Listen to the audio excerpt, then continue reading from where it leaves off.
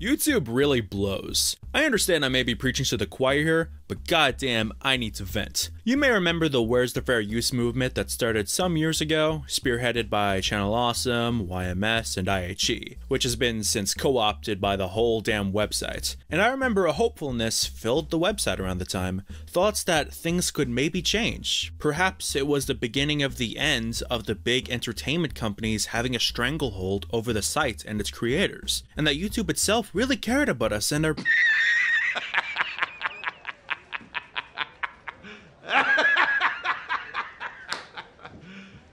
You serious? Yes, as we all know, since 2016, the YouTube copyright system has only gotten worse, somehow. Which is a real testament to this cursed website that they could take something so despised and make it even more revolting. It's like eating the worst meal you've ever had and then being told that it wasn't even made by a chef that works at the restaurant. It was made by some homeless guy they found sleeping in the dumpster without any health and food safety regulations, and you spend the next month with debilitating food poisoning only to die while taking a crap at 3 AM. Now that may be a slight over-exaggeration, but god damn it, that's what it feels like sometimes. I remember back in the day, you could use up to 20 seconds of a song and 30 seconds of a movie without getting claimed. But now you're lucky to be able to use more than 5 seconds of a song, and I've found that even 8-second clips of movies can get claimed. It makes uploading videos nerve-wracking in most cases. I'm biting my nails hoping not to be bent over by copyright claims. I don't think I've been able to upload more than a couple of videos in the last few years without having to re-edit them after getting claims. In some cases I've been lucky with only having to re-upload it maybe once or twice, and in a few cases I've had to re-edit the videos dozens upon dozens of times. You might be thinking, oh well, why don't you just dispute the claims? Yeah, okay, file that under easier said than done. Disputing claims has also been made much harder in recent years. You used to be able just to dispute all the claims your video gets at once with a few clicks and a copy paste of YMS's copy pasta, which I've used more than a few times in my years on YouTube.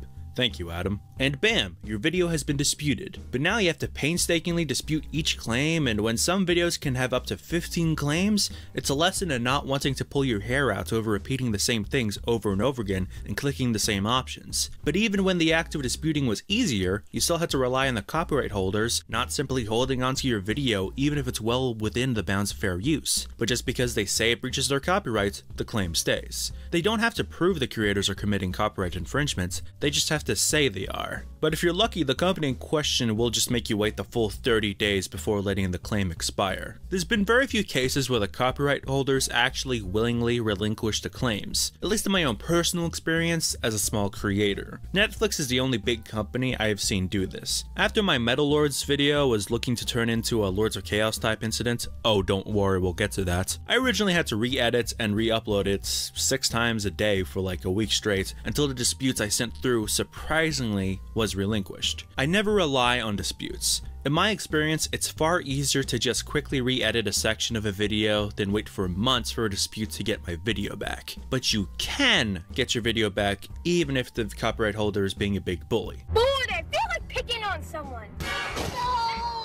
If your first dispute doesn't go through, you can file a counterclaim where it goes straight back to the goddamn copyright holder, and you can guess what they'll decide to do. Again, they can let it expire, which again will cost you 30 days, but if they pursue the claim, then you can file another dispute where you tell them to sue you.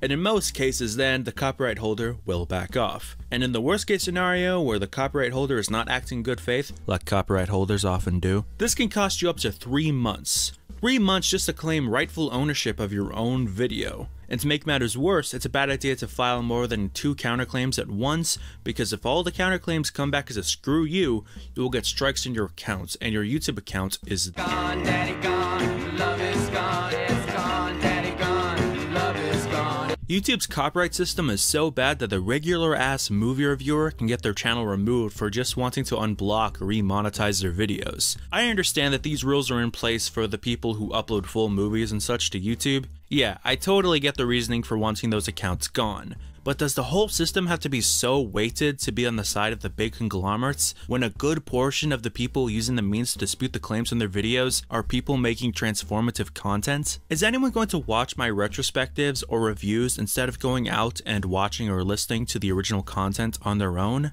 No! Who's going to watch my Twisted Sister retrospective to hear occasional 20-second song clips with my commentary when they can just load up Spotify or buy the records? And if someone does watch these videos and don't go out of their way to experience the original media in their own time, it's likely they weren't going to anyway. These videos I make are not replacements for the original works. You might wonder why I make retrospectives only once in a blue moon, and that's why. When I sample songs, I like to use at least 15 seconds to really give the viewer a feel for the song. It's really hard to do that when you only have like 6 seconds to work with. And since I want to make retrospectives as a means to get people into bands, it's hard to be sold on a song after only hearing like 6 or 7 seconds. Sure, I could maybe try and supplement it with my commentary, but I subscribe to the idea of show don't tell. Why describe how a song sounds when I can just play a small portion of it? In fact, often when I make a retrospective, I have to sit on it for like at least a month for the claims to go away. Sure, I could upload the videos with claims, but oftentimes the claims will block the videos in some countries and even worldwide. And even if they don't block the videos, there's a chance the claims can change and they can be blocked later. Oh yeah, that happens. And also, I'd like to earn my pitiful amounts of money off my hard work. Retrospectives take countless hours to write, research, film, edit. Why shouldn't I enjoy that AdSense? And I cannot blame people who keep away from using copyrighted material. It would be such a weight off your shoulders that you'd be stupid not to. You would be stupid not to. You ever wonder why Anthony Fantano rarely, if ever, uses clips of songs? Well, now you know. It's just really a time-consuming process and something that just ends up being like a real nail-biter at the end of the day, because I'm worried about whether or not this video is am I going to get revenue off of that? Am I getting a revenue off of this? Is this going to affect whether or not the next video is monetized or this, that, and the other thing? It's just kind of a headache I would rather not focus on because I have to put out so much content all the time. Emp Lemon made a great series of videos about copyright abuse on YouTube that I would highly recommend. He even gives advice to help content creators slip by the copyright bots. And I'd be lying if I said I've never used any of his tips and tricks to get videos unclaimed. And the copyright system really kicked me in the balls recently when I decided to take a break from YouTube to focus on my IP and my personal life. I was aware this would really give my analytics a kick in the gut, but I had a silver lining that it was for my own good, I could re-upload some old videos, and Drew was about to finish the Lords of Chaos episode of James and Friends, which for those who don't know is a series on my channel where me and my buddies sit around and listen to an album or watch a movie and give our commentary to it. It's resisting! It's resisting! Oh my God, what is going on? Resisting! Stop resisting! Bang! Bang! And the Lords of Chaos video was set to be a mammoth undertaking. Clocking in at just under an hour, I thought it would help tide people over until I can get back to making videos again. But goddamn, I guess we can't have anything nice because this video is being claimed and blocked in a bunch of countries. And after Drew tried a few times to get rid of the claims, I went ahead and tried to edit out copyright claims by adding memes and different visuals to break apart the movie, which did not help. At all. Every time I edited one out, another segment got claimed just like that. It was like a torturous game of copyright whack-a-mole. I shit you not, I probably re-edited and re-uploaded like 30 different versions of this video. And considering the video is nearly an hour long, you can imagine the strain that took on my PC and my internet that sucks to begin with. I tried to dispute it against the copyright holder, but they were looking to be the worst case scenario, so I decided I'll just re-edit it. And then after my 37th attempt, it was still claimed. But it was claimed by a different company, somehow, and it claimed the segments I had already messed with by adding memes and more cuts to the footage. So I tried to just dispute the claim, and after waiting a painstaking 30 days, the claim was relinquished. The video was age restricted, but after winning the copyright issue, I was willing to overlook it, especially since that video is incredibly edgy. But then a few days later, after it was made public, the same company from before came back and claimed it again. After having to wait 2 months to put this video out, after dealing with lack of ads because of age restrictions, after letting the algorithm fuck my channel because of the lack of new videos, after everything, it just got claimed again. And blocked in thankfully less countries this time around, but still. After all that, for it to get claimed again is soul crushing. Screw you, Studio Hamburg, and screw your shitty movie for all this trouble for a glorified riff track we made for it. Do you think Euronymous would make, like, effeminate noises if he were getting sensually fucked from behind? So that's what you future YouTube reviewers have to look forward to.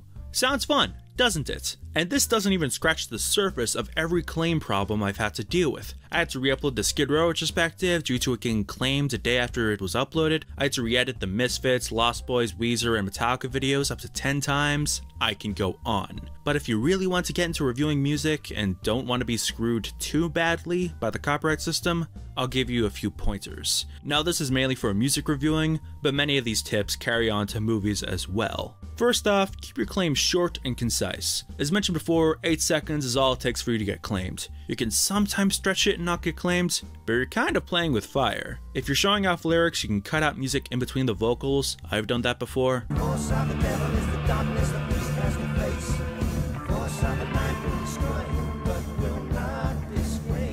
Though if you would like to showcase a longer segment, you can a lot of time get away with just using live versions uploaded to YouTube, but these can sometimes get claimed as well. Just make sure you're not using official live releases. For example, Kiss Alive, claimed. Kiss Live in 1976 full show, completely claim free. I used to do this in my top 10 videos when I wanted to show off lyrics, and it's a good thing to keep in mind.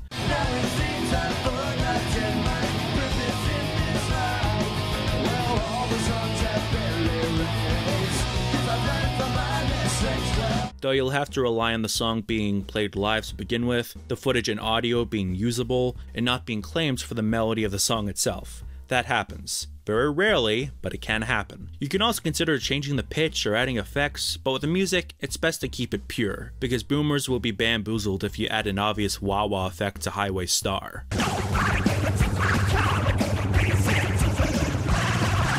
And if you have music under your narration, keep it at least 30 dB lower than your voice. Your commentary should be the main focus after all, and I've seen far too many people with background music far too loud, kind of like this. If the music itself is too loud, then even when your voice is over it, it can still be claimed. But after the minus 30 dB point, you should be in the clear. The mix of your voice and the music comes across as static to the copyright bots, if you do it right. Next is stuff like music video footage. If it's on Vivo, then it can be claimed. Same thing if it's uploaded by a label or the band's channel itself. Sometimes more obscure music videos won't be claimed, but they're the exception, not the rule. But you can still use music videos and claimable live footage. Just again, make it nice and choppy. If you do it right, most people won't even notice the footage has been tampered with. Also, you can have images slowly zoom in and out. Try and keep the images relevant to what you're talking about so it doesn't seem out of place to the viewer. I've done this more times than I can count, so much so that it's become part of my editing style. I've done this in nearly every video I have ever uploaded. Even when it's not necessary to avoid getting claimed, I just like how it looks. Like with audio, you can also cheat with most live footage, since it's likely it won't be claimed.